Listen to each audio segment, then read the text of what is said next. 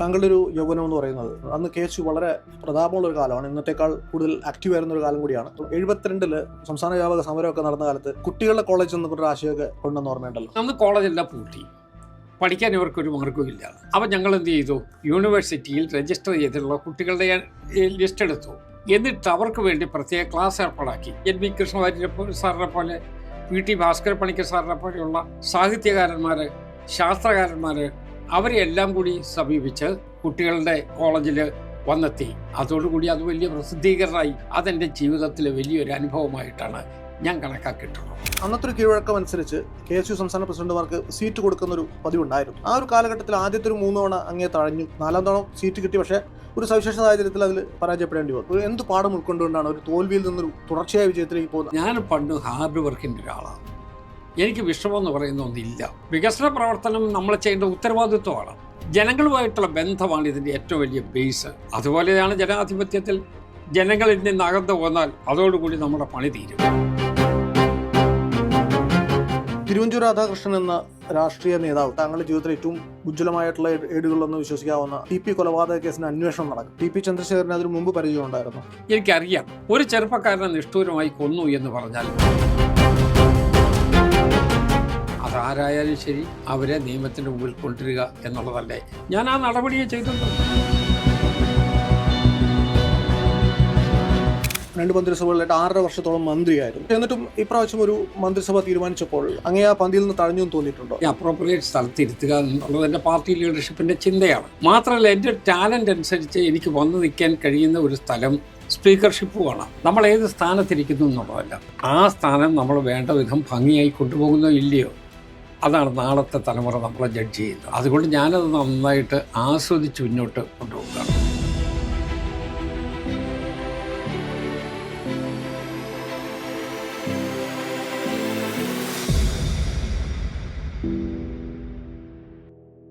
നിയമസഭയിലെ താങ്കളുടെ ടെന്യൂർ ഒരു 36-ാം വർഷത്തിലേക്ക് കടക്കുകയാണ്.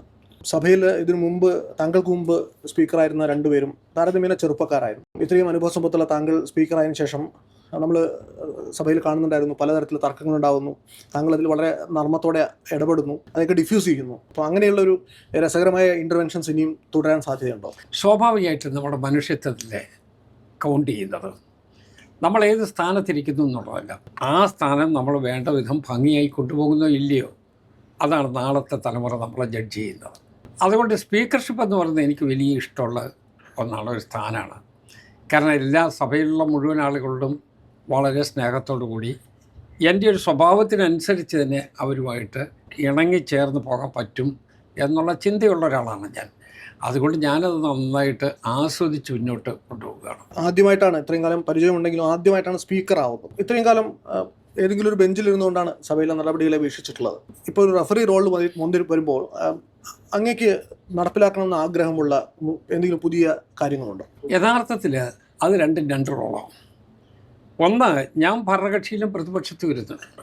ഭരണകക്ഷിയിൽ തന്നെ ഞാൻ ട്രഷറി ബെഞ്ചിലുണ്ടായിരുന്നു. ദീർഘകാലമായി എനിക്കിത് കണ്ട് മനസ്സിലാക്കുന്നതിന് വേണ്ടിയുള്ള സന്ദർഭം കിട്ടിയിട്ടുണ്ട്.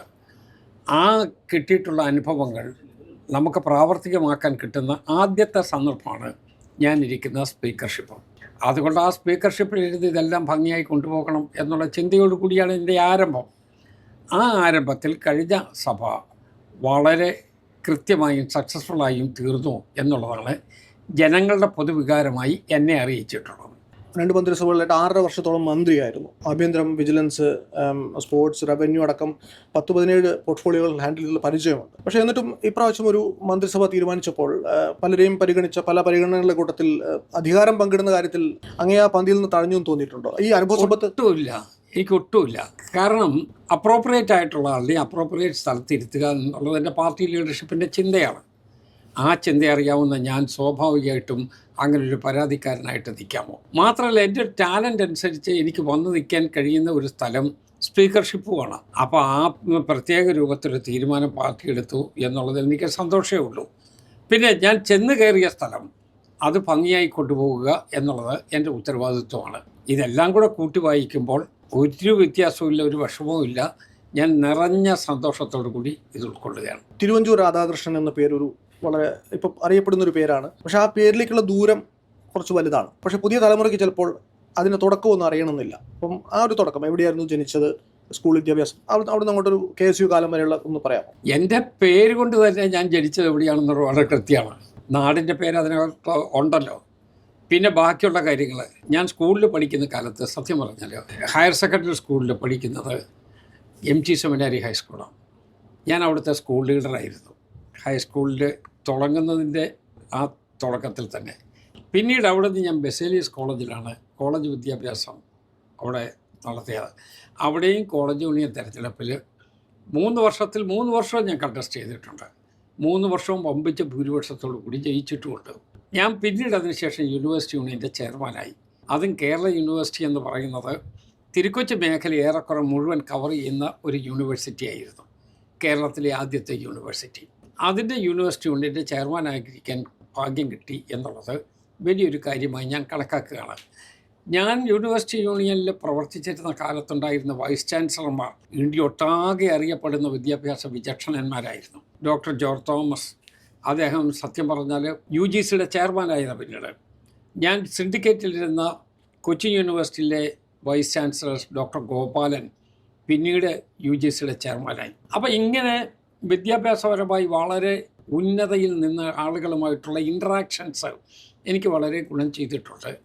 അങ്ങനെ പഠനത്തിൻ്റെ കാലത്തും പഠനം ഇല്ലാതിരുന്ന കാലത്തും ഈ പരിശീലനം നമ്മുടെ ജീവിതത്തിൻ്റെ ഒരു ഭാഗമായി ഗുണകരമായി കിട്ടിയിട്ടുണ്ട്. ഈ സിൻഡിക്കേറ്റ് എന്ന് പറയുന്ന സങ്കല്പമൊക്കെ വരുന്നത് ശരിക്കും സാറൊക്കെ അല്ലേ ആദ്യമായിട്ട് അതിൽ സിൻഡിക്കേറ്റ് മെമ്പറൊക്കെ ആയിട്ട് വന്നിട്ടുള്ളതൊക്കെ ചിലപ്പം സാറ് തന്നെയായിരിക്കും അല്ലേ? ആ ഒരു കാലം ഓർമ്മയുണ്ടോ? ഞാൻ KSU പ്രസിഡന്റ് ആയിരിക്കുമ്പോഴാണ് സിൻഡിക്കേറ്റിൽ വിദ്യാർത്ഥി പ്രതിനിധി വരുന്നത്. അതുവരെ ഉണ്ടായിരുന്നില്ല. 1970 ഒരു പുതിയ 69 നിയമത്തിനകത്താണ് വിദ്യാർത്ഥി പ്രതിനിധികൾ സെനറ്റിൽ വരെ വരുന്നത്. അതിനുശേഷമാണ് സിൻഡിക്കേറ്റിലേക്ക് എത്തുന്നത്. സിൻഡിക്കേറ്റിൽ വിദ്യാർത്ഥി പ്രതിനിധി വരുന്ന കാലത്ത് ഞാൻ KSU പ്രസിഡന്റാണ്. അപ്പം ഞങ്ങളുടെ പ്രതിനിധികൾ അവിടെ വന്നു. സെനറ്റിൽ നമ്മളുടെ 10-13 ആളുകൾ കേരള യൂണിവേഴ്സിറ്റിയിലെ സെനറ്റിൽ തന്നെ വന്നിട്ടുണ്ട്, മറ്റ് യൂണിവേഴ്സിറ്റി സെനറ്റുകളിൽ വന്നിട്ടുണ്ട്. സർവകലാശാല യൂണിയനുകൾ എല്ലാം ഞങ്ങളുടെ തന്നെ നിയന്ത്രണത്തിലും നേതൃത്വത്തിലുമായിരുന്നു. അപ്പോൾ ചുരുക്കി പറഞ്ഞാൽ ആ കാലഘട്ടത്തിലെ വിദ്യാർത്ഥി എന്ന് പറഞ്ഞാൽ ആ രംഗം പൂർണ്ണമായി കൈയടക്കിയത് KSU മാത്രമായിരുന്നു. വിദ്യാർത്ഥി പ്രവർത്തന കാലം എന്ന് പറയുന്നത്, രാഷ്ട്രീയ പ്രവർത്തന കാലം എന്ന് പറയുന്നത് പല സമരങ്ങളുടെയും നൊസ്റ്റാൾജിയ കാലം കൂടിയാണ്. അപ്പോൾ 72 സംസ്ഥാന വ്യാപക സമരമൊക്കെ നടന്ന കാലത്ത് കുട്ടികളുടെ കോളേജ് എന്നൊരു ആശയമൊക്കെ കൊണ്ടെന്ന് ഓർമ്മയുണ്ടല്ലോ, ആ കാലമൊക്കെ ഓർമ്മയുണ്ടോ ഇപ്പോഴും? ഉണ്ട്. ഞാനന്ന് യൂണിവേഴ്സിറ്റിയുടെ ചെയർമാനാണ്. കുട്ടികളുടെ കോളേജ് തുടങ്ങാനൊരു കാര്യമുണ്ട്. കാരണം അന്ന് കോളേജെല്ലാം പൂട്ടി, പഠിക്കാൻ ഇവർക്കൊരു മാർഗ്ഗവും ഇല്ല. 2 മാസത്തോളം പൂട്ടി കിടക്കുകയാണ്. അപ്പം ഞങ്ങൾ എന്ത് ചെയ്തു? ഞങ്ങൾ യൂണിവേഴ്സിറ്റിയിൽ ജോർജ് ജേക്കബ് സാറിനോട് പറഞ്ഞ് യൂണിവേഴ്സിറ്റിയിൽ രജിസ്റ്റർ ചെയ്തിട്ടുള്ള കുട്ടികളുടെ ലിസ്റ്റ് എടുത്തു. എന്നിട്ട് അവർക്ക് വേണ്ടി പ്രത്യേക ക്ലാസ് ഏർപ്പാടാക്കി.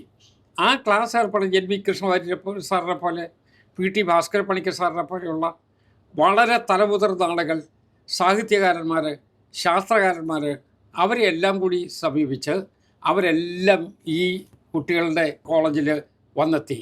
അതോടുകൂടി അത് വലിയ പ്രസിദ്ധീകരണമായി. കേരളം ഒട്ടുക്ക് ശ്രദ്ധിച്ചു. നല്ല ഭംഗിയായി ഞങ്ങൾ കൊണ്ടുപോയി.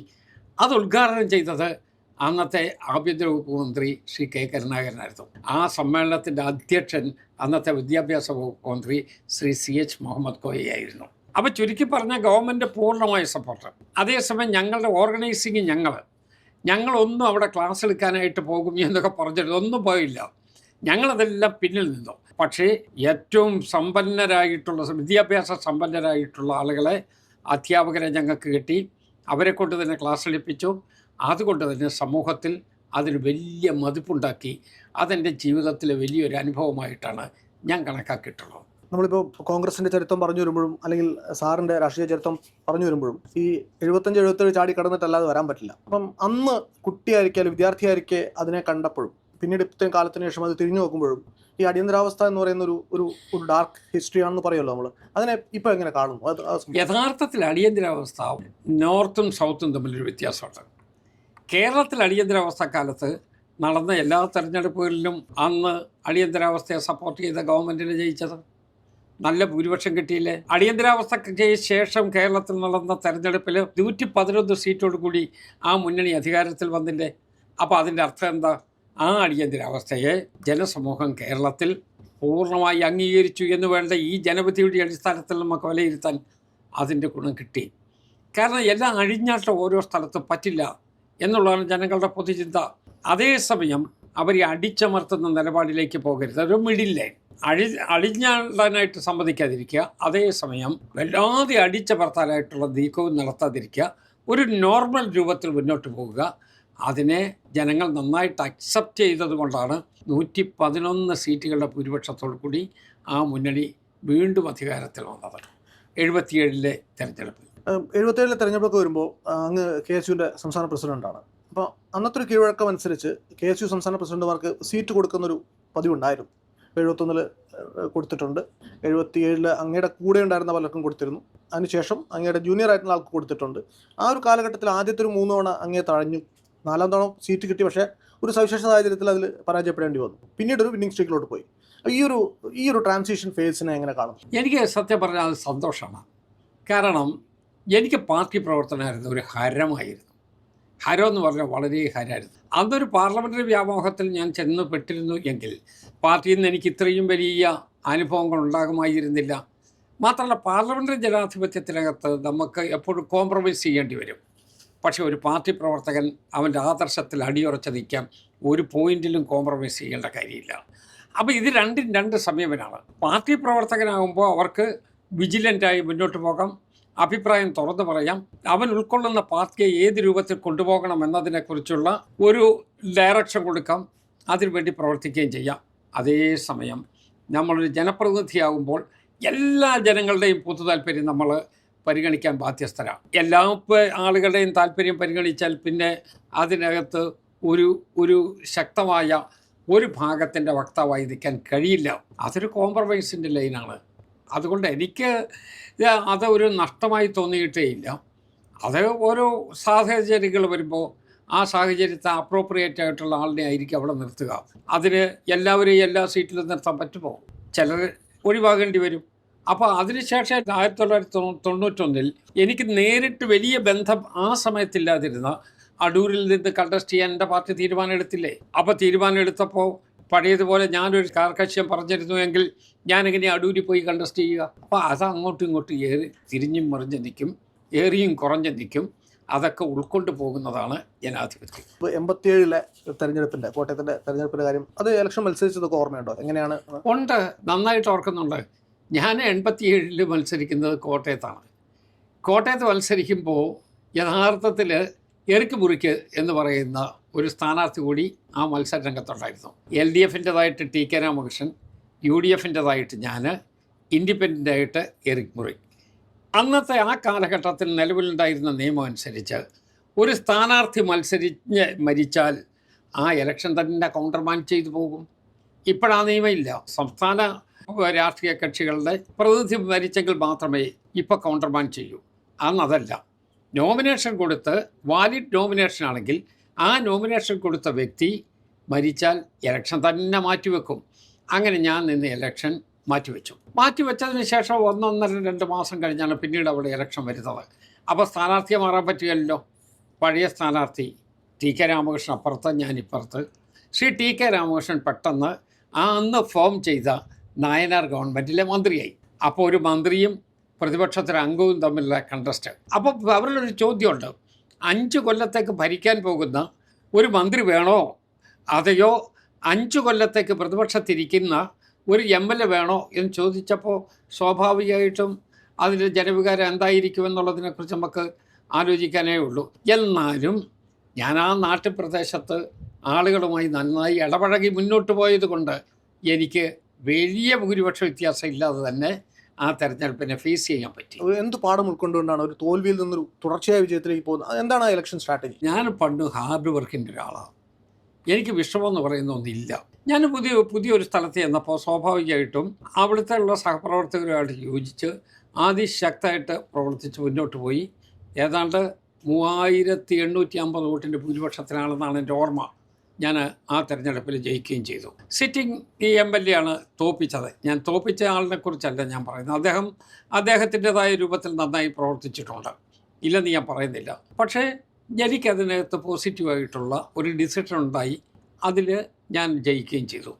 പിന്നീട് അവിടെ നിന്നെല്ലാം ഞാൻ 4ാം തവണ മത്സരിച്ച് ആ മത്സരത്തിൻ്റെ റിസൾട്ട് വരുമ്പോൾ അന്ന് തിരുക്കൊച്ചി പ്രദേശത്ത് ഏറ്റവും വലിയ ഭൂരിപക്ഷം ഉണ്ടായിരുന്നത് എനിക്കായിരുന്നു.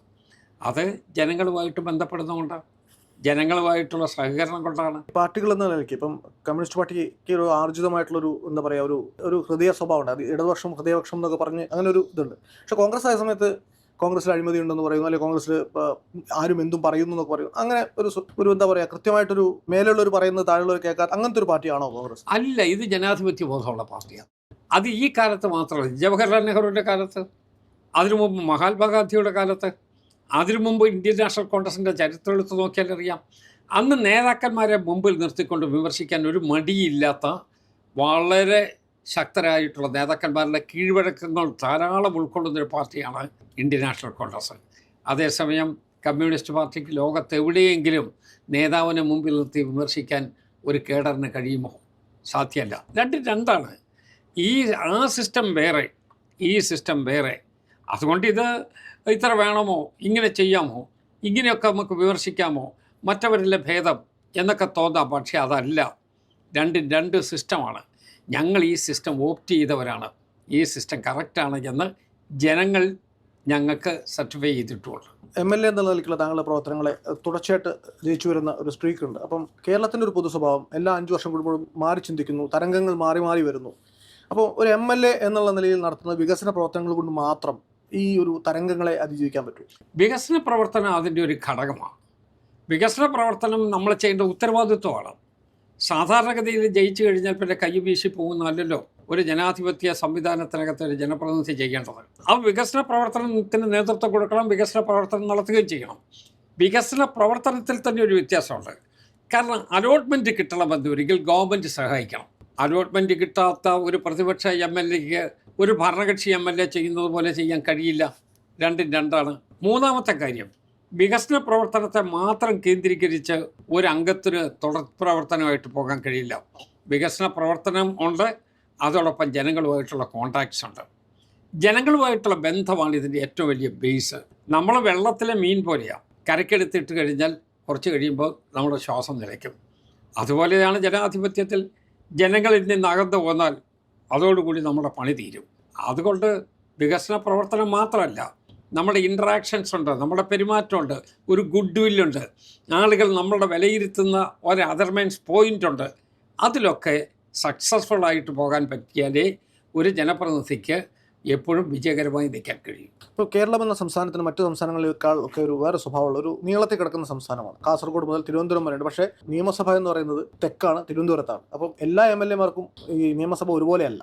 ഒരാൾക്ക് കുറച്ച് ദൂരെയാണ്, ഒരാൾക്ക് വളരെ അടുത്താണ്. അപ്പം പണ്ട് കാലങ്ങളിൽ MLA എന്ന് പറയുന്നത് നിയമസഭയിൽ നിയമനിർമ്മാണം നടത്തുന്നു, വല്ലപ്പോഴും ഒരു പരിപാടിക്ക് മണ്ഡലത്തിൽ വരുന്നു, അങ്ങനെ ആയിരുന്നു പണ്ട്. പക്ഷേ പിന്നീട് ഇങ്ങോട്ട് വരുന്നതോറും ഇപ്പം സോഷ്യൽ മീഡിയ ഒക്കെ വന്നതിന് ശേഷം പ്രത്യേകിച്ചും ഇപ്പോൾ കല്യാണങ്ങൾ, മരണം എല്ലാത്തിനും അവൈലബിൾ ആകുന്നുണ്ട്, അവൈലബിലിറ്റിയാണ്. അപ്പോൾ എൻ്റെ ചോദ്യം, അവൈലബിലിറ്റി ആണോ ഒരു MLAയുടെ പ്രവർത്തനത്തിൻ്റെ മാനദണ്ഡം, അതോ നിയമസഭയിലെ ആളുടെ പെർഫോമൻസ് ആണോ? രണ്ടുമുണ്ട്. നിയമസഭയിൽ നമുക്ക് നമ്മളുടെ ജനങ്ങൾ നമ്മളെ ഏൽപ്പിച്ചൊരു ഉത്തരവാദിത്തമാണ്. നമ്പർ 2, നമ്മളുടെ അവൈലബിലിറ്റിയും നമ്മളുടെ പെരുമാറ്റവും അത് നമ്മളുടെ ഇൻസൈഡിൽ നിന്ന് വരേണ്ട കാര്യമാണ്. നമ്മളുടെ ഒരു പ്രതിബദ്ധതയുണ്ട്, ആ പ്രതിബദ്ധതയിൽ നിന്ന് വരേണ്ട ഒരു കാര്യമാണ്. ഒരാൾ കുറേ കാലത്തേക്ക് ഇവിടെ നിയോജകമണ്ഡലത്തിൽ പോകാതിരിക്കുന്നു, ഉടനെ സ്വാഭാവികമായിട്ട് ഈ പോകാതിരിക്കുന്ന ജനപ്രതിനിധിക്ക് തന്നെ മനസ്സിൽ ഒരു വല്ലാത്തൊരു തേങ്ങലും വിഷമം ഉണ്ടാകും. കാരണം അവരുടെ മെൻ്റൽ മേക്കപ്പ് വേറെയാണ്. മറ്റ് രാജ്യങ്ങളെ പോലെയല്ല, മറ്റ് പ്രദേശങ്ങളെ പോലെയല്ല. ഇപ്പോൾ തലസ്ഥാനത്തിൻ്റെ ദൂരത്തെക്കുറിച്ച് നമ്മൾ ആലോചിക്കേണ്ട കാര്യമില്ല. കാരണം ഇന്ത്യയുടെ തലസ്ഥാനം എവിടെയാണ്? അവിടെ എത്രയോ കിലോമീറ്റർ അകലെയാണ്. അതിന് തൊട്ടടുത്തുള്ള സ്റ്റേറ്റുകളൊക്കെ ഇല്ലേ? പക്ഷേ കേരളത്തിൽ നിന്നുള്ള MP ആരെങ്കിലും മോശമുണ്ടോ? അവർ നന്നായി പെർഫോം ചെയ്യുന്നില്ലേ? അതുകൊണ്ട് ഡിസ്റ്റൻസ് മാത്രമല്ല, നമ്മൾ അതിനെയെല്ലാം കവർ ചെയ്ത് മുന്നോട്ട് പോകാൻ പറ്റുന്ന ഒരു സൂപ്പർ സോണിക്കായിട്ട് ഒരു ജനപ്രതിനിധിക്ക് നിൽക്കാൻ കഴിയണം. ഇപ്പം CJP പോലുള്ള മൂവ്മെൻറ്റുകൾ വരുന്നു, കോക്രോച്ച് ജനതാ പാർട്ടി എന്ന് പറഞ്ഞിട്ട്. അപ്പം രാഷ്ട്രീയവാദം ഇതെല്ലാം മിക്സായിട്ട്. അപ്പോൾ ഈ പുതിയ തലമുറയെ മനസ്സിലാക്കാൻ അങ്ങേക്ക് കഴിയുന്നുണ്ടോ? അവരുടെ പ്രശ്നങ്ങൾ എന്തൊക്കെയാണെന്നാണ് അങ്ങ് കരുതുന്നത്? ഇതിനു മുമ്പുള്ള ഒരു കാര്യത്തെക്കുറിച്ച് എൻ്റെ ഹിസ്റ്ററി നമ്മളെ പഠിപ്പിക്കുന്നില്ലേ? ആസാമിൽ അവിടെ വിദ്യാർത്ഥി മൂവ്മെൻറ്റ് ഉണ്ടായില്ലേ? അവിടെ ഒരു ഗവൺമെൻറ്റിനെ തട്ടിയിട്ട് വിദ്യാർത്ഥി നേതാക്കന്മാർ പരക്കെ എല്ലാവരും കൂടി മുഖ്യമന്ത്രിയായി, ആഭ്യന്തര വകുപ്പ് മന്ത്രിയായി, എല്ലാ മന്ത്രിമാരുമായി ഒരു മൂവ്മെൻറ്റ് ജയിച്ചു. ആ മൂവ്മെൻറ്റിനകത്ത് നേതൃത്വത്തിൽ ഉണ്ടായിരുന്ന വിദ്യാർത്ഥി നേതാക്കന്മാരെല്ലാം പാർട്ടി നേതാക്കന്മാരായി. കുറച്ച് കഴിഞ്ഞപ്പോൾ എന്തായി? അവരും പഴയതുപോലെ പാർട്ടി നേതാക്കന്മാരായി മാറി. ഇപ്പോൾ അവിടെ ആ സംസ്ഥാനത്ത് ഇപ്പോഴത്തെ അവസ്ഥ എന്താ? ഇവരെല്ലാം മാറി പുതിയ ഈ യൂണിവേഴ്സിറ്റി നേതാക്കന്മാരൊന്നും അല്ലല്ലോ.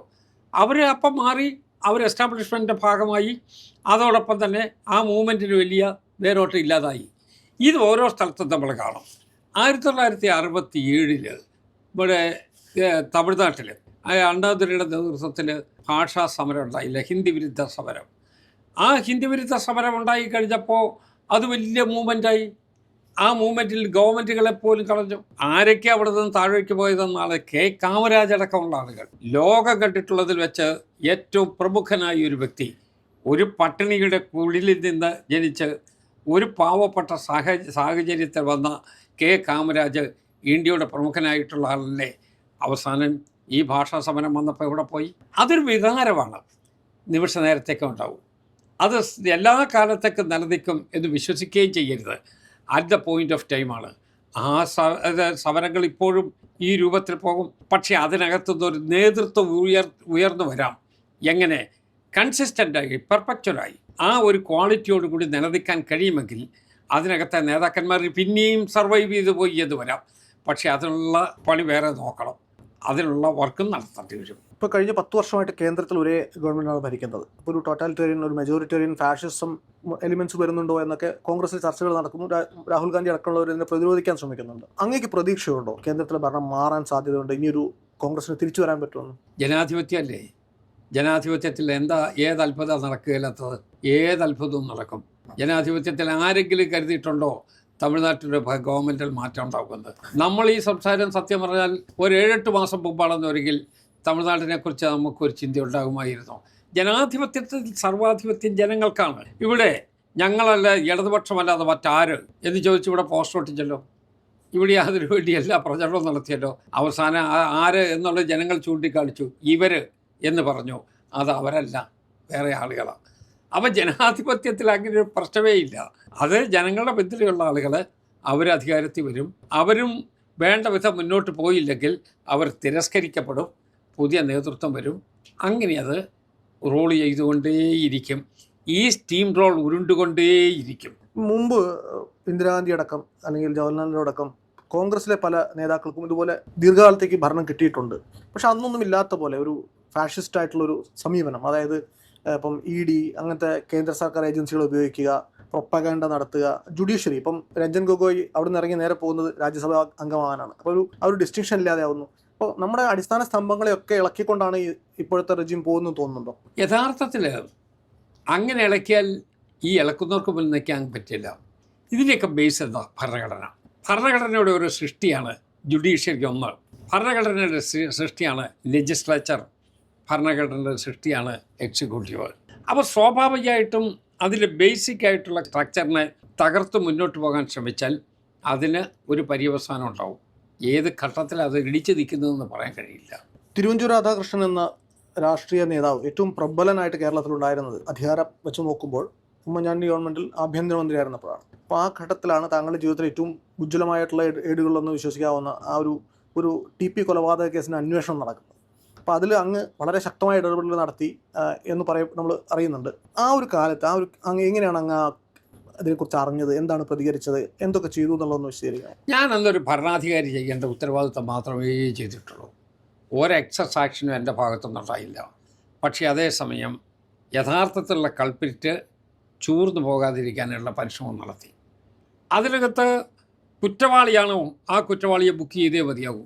അതുവരെ ഒരു ചിന്തയൊക്കെ ഉണ്ടായിരുന്നു. കുറ്റം ചെയ്ത ആളുകൾ തന്നെ പറയും ഞങ്ങൾ പ്രതികളെ കൂടെ തന്നേക്കാമെന്ന്. അവരാണ് പ്രതികളെ സെലക്ട് ചെയ്യേണ്ടതാണ്. അപ്പോൾ അതുകൊണ്ട് ആ നിയമത്തിൻ്റെ അടിസ്ഥാനത്തിൽ കൂടെ തന്നെ ഇപ്പോൾ മുന്നോട്ട് പോയത് കൊണ്ടാണ് നീതിന്യായ കോടതിയിൽ പോലും അവർക്കാർക്കും രക്ഷയുണ്ടായില്ലല്ലോ. എന്തുകൊണ്ടാണ്? നമ്മൾ നിയമം വിടാതിരുന്നതുകൊണ്ടാണ്.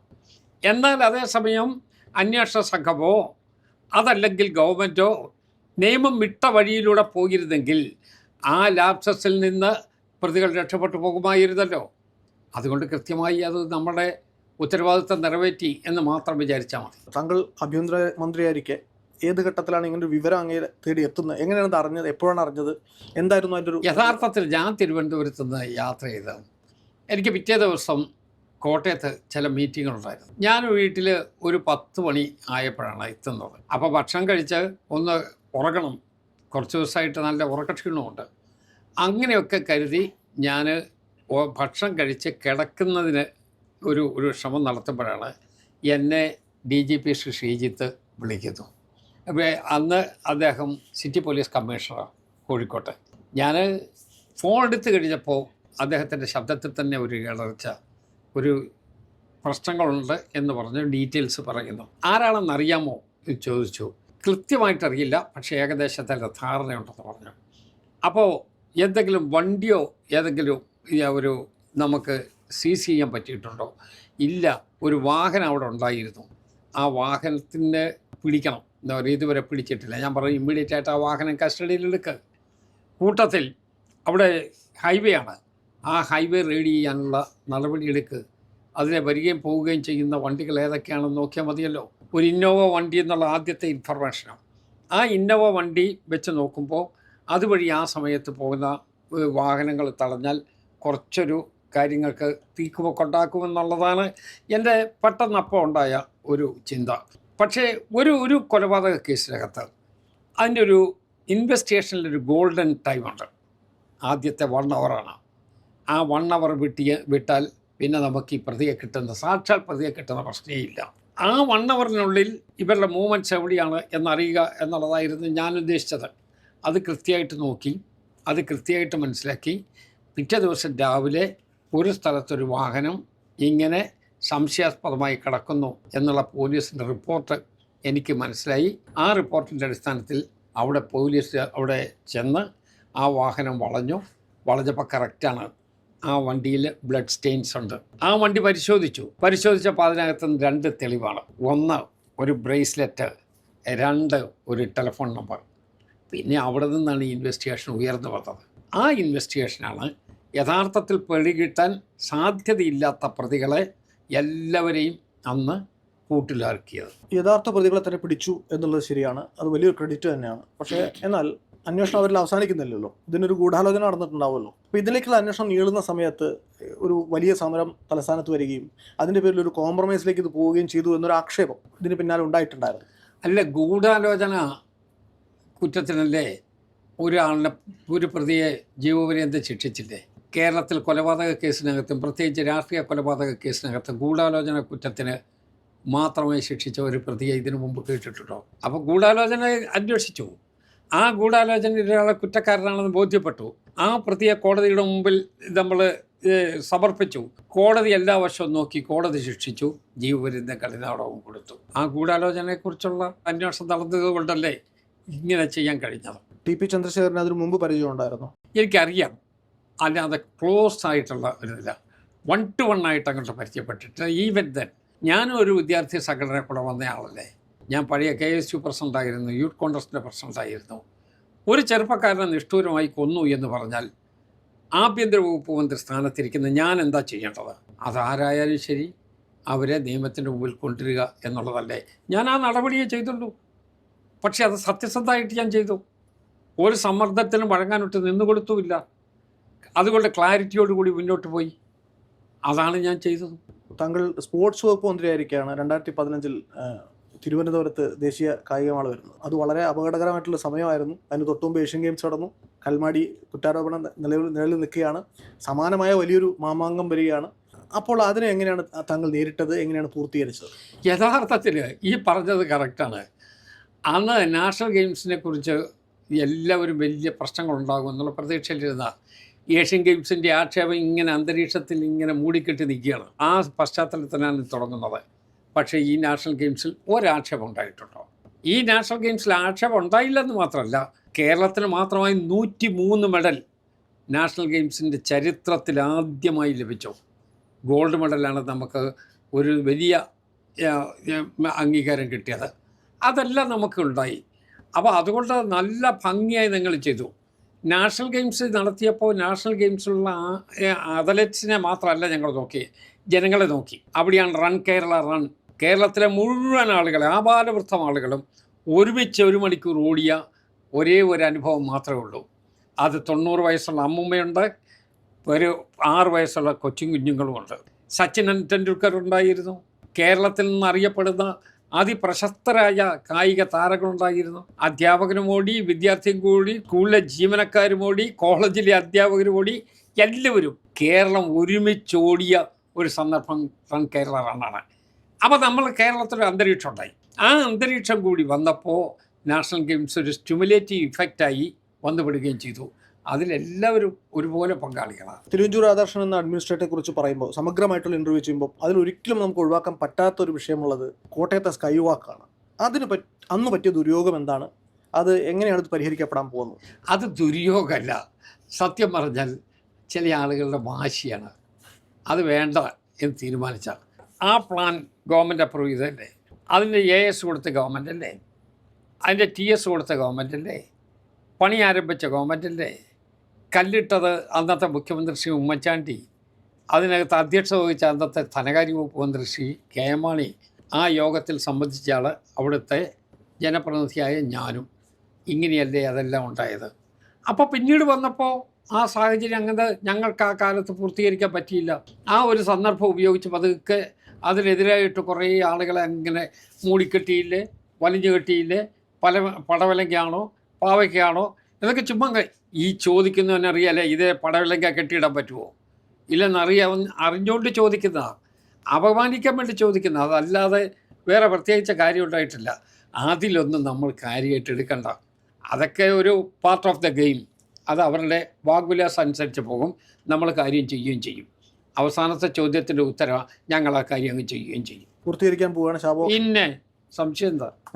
പലരും തിരുവഞ്ചൂർ എന്ന നേതാവിനെ എടുക്കുമ്പോൾ ട്രോളുകളുടെ കാലമാണല്ലോ, പലപ്പോഴും പഴയ നാക്കുവഴി വയ്ക്കാൻ എടുത്തുകൊണ്ട് വരുന്നത്. പക്ഷെ മനുഷ്യരാണ് അല്ലേ, എല്ലാം ആ അർത്ഥത്തിൽ അതൊക്കെ എല്ലാവർക്കും ഉള്ളതാണ്. അങ്ങേക്ക് അതിൽ വിഷമം തോന്നിയിട്ടുണ്ട് എപ്പോഴും? എനിക്കൊരു വിഷമവുമില്ല. എനിക്കൊരു ഹാസ്യ ചിത്രം കാണുന്ന പോലെയുള്ള സന്തോഷമാണ്. കാരണം ഭാഷ, ഒരു വാക്ക് തെറ്റാത്ത ഒരു ഭാഷാ പണ്ഡിതനെ ഇങ്ങോട്ട് പറ, ആരുമില്ലല്ലോ. ട്രോൾ ചെയ്തുകൊണ്ടിരിക്കുന്നതിന് ആ പറയുന്നതിൻ്റെ ഇടയ്ക്ക് അവൻ്റെ വാക്ക് തെറ്റുന്നുണ്ട്. അത് കുഴപ്പമില്ലേ? ഒരാൾ മെച്ചപ്പെട്ടു പോകുമ്പോൾ ഒരു സാളിസം അവിടെ വർക്ക് ചെയ്യും, അത് നടത്തിപ്പോട്ടെ. നമ്മളെന്തിനാ അതിനോട് അസഹിഷ്ണുത കാണിക്കുന്നത്? നമ്മൾ തമ്മിൽ തന്നെ പറഞ്ഞാൽ നിങ്ങൾക്കും ഉണ്ടോ? പിന്നെ തീർന്നില്ലേ? എന്തിനാ? ഒരുപാട് കാലം കേരള രാഷ്ട്രീയത്തിൽ സജീവമായി നിറഞ്ഞു നിന്നിട്ടുള്ള ഒരു രാഷ്ട്രീയ നേതാവാണ്. പവർ ഉള്ളപ്പോഴും ഇല്ലാത്തപ്പോഴും. ഇപ്പോൾ ഈ കാലത്ത് ഒരുപാട് പേരെ കൂടെ വർക്ക് ചെയ്യാനുള്ള അവസരം കിട്ടിയിട്ടുണ്ട്. ഞാൻ 1-2 പേരുകൾ പറയാം. അങ്ങേക്ക് ഇവരെക്കുറിച്ച് ഇപ്പോൾ ഓർക്കുമ്പോൾ മനസ്സിൽ വരുന്ന എന്തെങ്കിലുമൊക്കെ സ്പെഷ്യൽ കാര്യങ്ങളുണ്ടെങ്കിൽ പറയാം. ഉമ്മൻചാണ്ടി സാർ ഓർക്കുമ്പോൾ പെട്ടെന്ന് മനസ്സിൽ വരുന്നത് എന്താണ്? ഉമ്മൻചാണ്ടി എന്നെ സംബന്ധിച്ചിടത്തോളം സത്യം പറഞ്ഞാൽ സഹോദരൻ എന്ന് പറഞ്ഞാൽ മാത്രം പോരാ, അതിനേക്കാൾ അപ്പുറത്താണ്. ഉമ്മൻചാണ്ടി എടുക്കുന്ന നിലപാടിൽ ഞങ്ങൾ ഒരിക്കലും നോ എന്ന് പറയാറില്ല. കാരണം എന്താ? പുള്ളി എല്ലാം ആലോചിച്ചിട്ടേ അത് പറയാറുള്ളൂ. അപ്പോൾ അദ്ദേഹത്തിന് ഞങ്ങളോടുള്ള ബന്ധം എന്ന് പറയുന്നത് സഹോദരി ബന്ധത്തെക്കാൾ അപ്പുറത്താണ്. ഒരു സഹോദരനാണെങ്കിൽ അവർ ചേട്ടനും അനിയനും ഒരു ദിവസത്തിൽ എത്ര മണിക്കൂർ ഒരുമിച്ചുണ്ടാകുന്നത്? പക്ഷെ ഞങ്ങളൊക്കെ അങ്ങനെ അല്ലല്ലോ.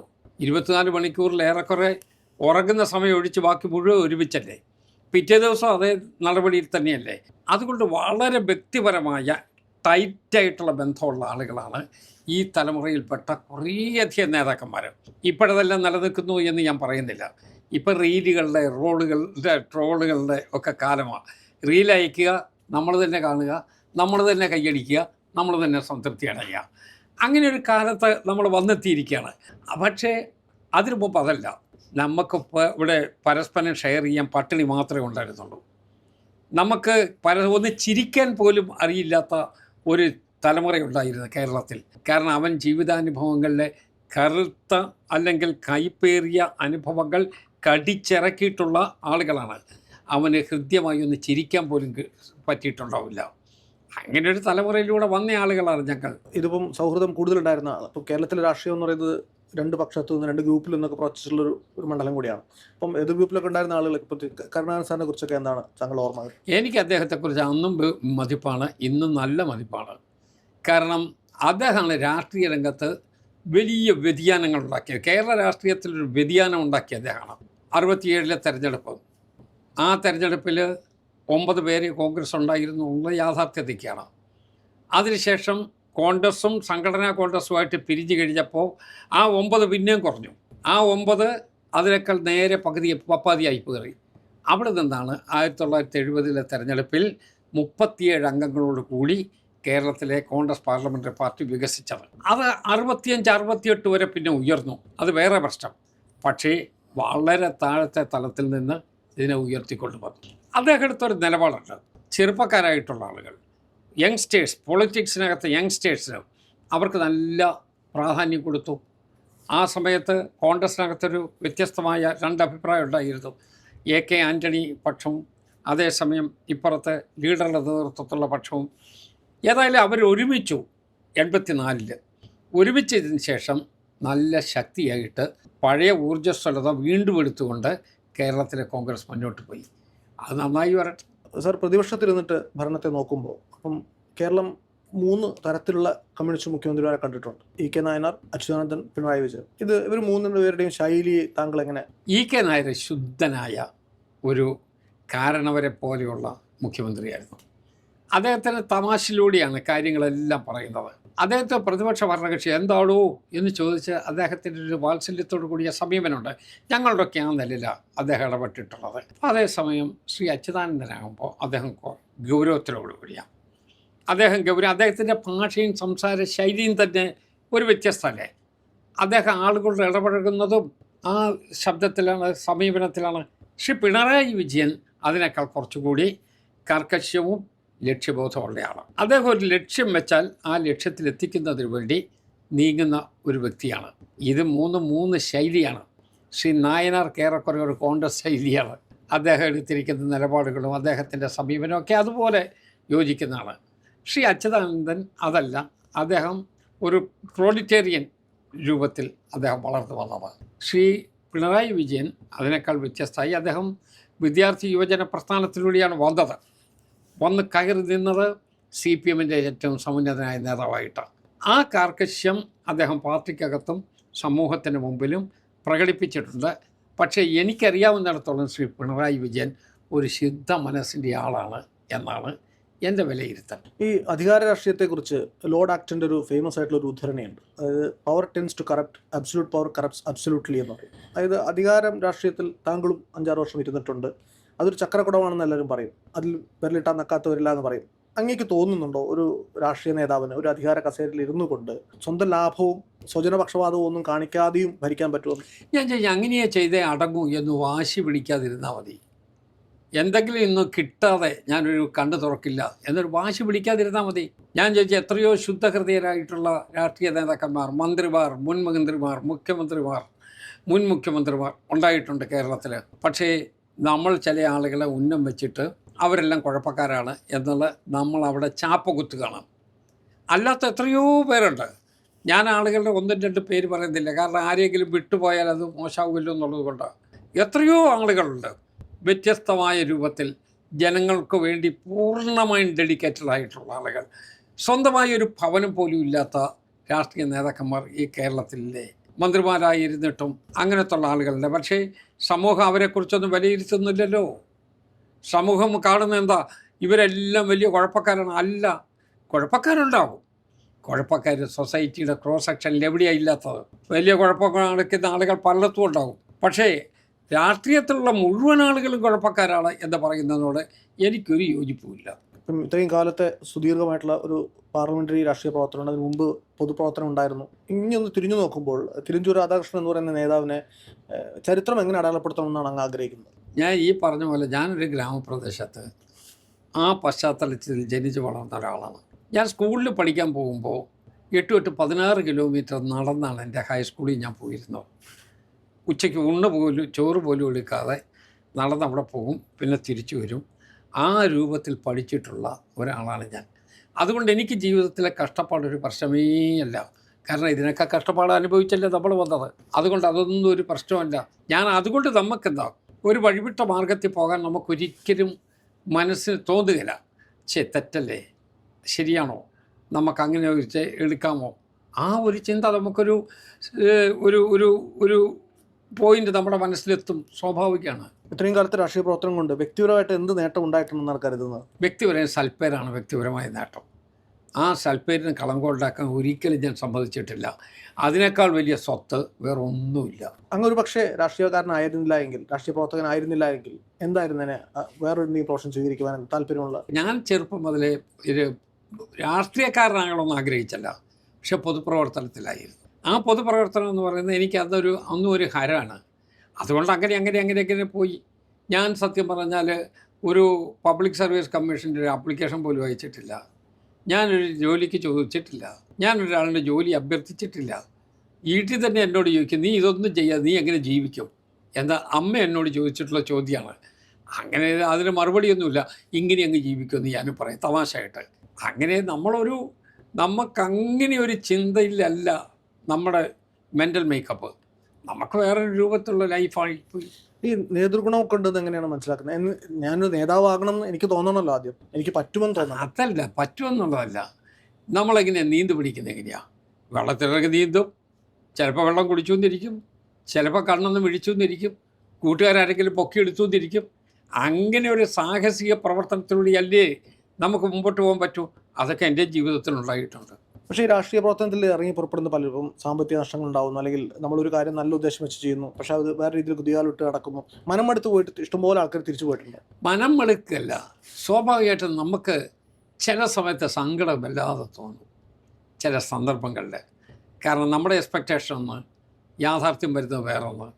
അപ്പോൾ നമുക്ക് കുറേ സങ്കടം. അത് വ്യക്തിപരമായ നേട്ടക്കുറവിൻ്റെ ഒന്നുമല്ല, നമ്മൾ ഉൾക്കൊള്ളുന്നൊരു സമൂഹത്തില്ല നിൽക്കുന്നത്. അപ്പോൾ അതുകൊണ്ട് ചിലപ്പോൾ നമുക്ക് സങ്കടം തോന്നിപ്പോവും. ഒരു സങ്കടം വന്നാൽ അതോടുകൂടി നമുക്ക് ഇതൊക്കെ അവസാനിപ്പിക്കാൻ പറ്റുമോ? സങ്കടം, പക്ഷേ അത് അവസാനിപ്പിക്കുകയല്ല, നമ്മൾ മുന്നോട്ട് പോകും. ഇന്നത്തെ രാഷ്ട്രീയക്കാർ പലരും നല്ല വായനക്കാർ കൂടിയാണ്. സാറും സ്വാഭാവികമായിട്ടും വളർന്നു വരുന്ന ഇഷ്ടമായ ഒരു ഭാഗമായിട്ട് ഒരുപാട് വായിച്ചിട്ടൊക്കെ ഉണ്ടാവും. സാറിൻ്റെ ജീവിതത്തിൽ ഏറ്റവും സ്വാധീനിച്ചിട്ടുള്ള എന്തെങ്കിലും ഒരു പുസ്തകം ഉണ്ടെങ്കിൽ അതിനെപ്പറ്റി പറയാമോ? ഉണ്ട്. ഇപ്പം ഞാൻ പറഞ്ഞ സ്പീക്കേഴ്സ് റൂളിങ്സാണ് ഞാൻ വായിച്ചുകൊണ്ടേ ഇരിക്കുന്ന പുസ്തകം. നമുക്ക് പരിചയമില്ലാത്ത, അനുഭവങ്ങളില്ലാത്ത സ്ഥലത്ത് നിന്ന് നമുക്ക് പുതിയ ഇൻഫർമേഷൻ കിട്ടുന്നതാണ് ഈ വായനയുടെ ബേസ്. അതല്ല, വായിച്ച് ചെയ്യുന്നത് നമ്മൾ സാഹിത്യം വളർത്താൻ വേണ്ടിയല്ലല്ലോ, പുതിയ ഇൻഫർമേഷൻ കിട്ടാൻ വേണ്ടിയല്ലേ. ഞാനിപ്പോൾ ഈ രംഗത്ത് എനിക്ക് ഇൻഫർമേഷൻ കിട്ടേണ്ടത് അതുപോലുള്ള പാർലമെൻ്ററി ജനാധിപത്യത്തിൻ്റെ പുതിയ ആസ്പെക്ട്സാണ്. ഞാൻ അതിലാണ് ഇപ്പോൾ കോൺസെൻട്രേറ്റ് ചെയ്തിരിക്കുന്നത്. ജോലിക്ക് ആവശ്യമുള്ള കാര്യങ്ങൾ കൂടുതലായിട്ട് പിന്നെ അതാണ് നമ്മളിപ്പോൾ നോക്കിക്കൊണ്ടേയിരിക്കുന്നത്. തിരുവഞ്ചൂർ എന്ന മനുഷ്യനെയും തിരുവഞ്ചൂർ രാധാകൃഷ്ണൻ എന്ന രാഷ്ട്രീയ നേതാവിനെയും കുറേ കൂടെ അടുത്തറിയാൻ നമുക്ക് എന്തായാലും ഇത്രയും സുദീർഘമായിട്ടുള്ള സംഭാഷണം കൊണ്ട് സാധിച്ചിട്ടുണ്ട്. ഇത്തരം തന്നെ നമ്മൾ സംസാരിച്ചത് നന്ദി. Thank you very much.